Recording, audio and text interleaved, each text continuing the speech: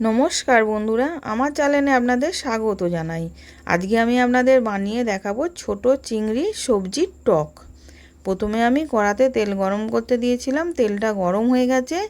ঢ্যাঁড়সটাকে ছোট ছোট করে কেটে রেখেছিলাম, ঢ্যাঁড়সটা দিয়ে ভেজে নিলাম। এবার ভাজা হয়ে গেছে, ঢ্যাঁড়সটা তুলে নিলাম। এবার ওই তেলের মধ্যেই আমি চিংড়ি মাছটা দিয়ে ভেজে নেব। লাল লাল করে উল্টে পাল্টে ভেজে তুলে নেব। খুব কড়া করেও ভাজবো না, হালকা করে ভেজে নেব।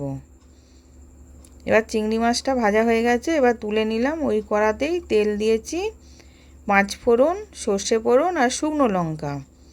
এবার রাঙালু দিয়ে দিলাম, কুমড়ো দিলাম, মূলো দিলাম, দিয়ে ভেজে নেব।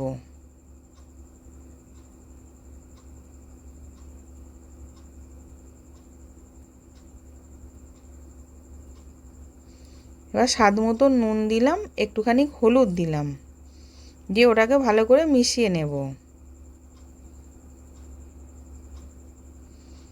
এবার ঢ্যাঁড়সগুলো ভেজে রেখেছিলাম, ওইগুলোকেও দিয়ে দিলাম। দিয়ে এবার চাপা দিয়ে রেখে দেব সেদ্ধ করার জন্যে। এবার সেদ্ধ হয়ে গেছে। এবার আমি চিংড়ি মাছটাকেও দিয়ে দিলাম।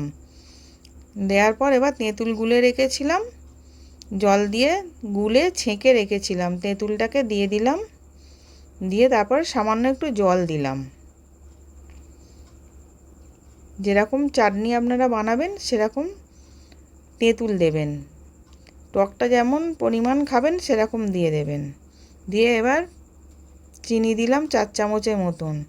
চিনি দিয়ে ভালো করে মিশিয়ে নিচ্ছি। এবার নামিয়ে নিলাম, সার্ভ করার জন্য রেডি।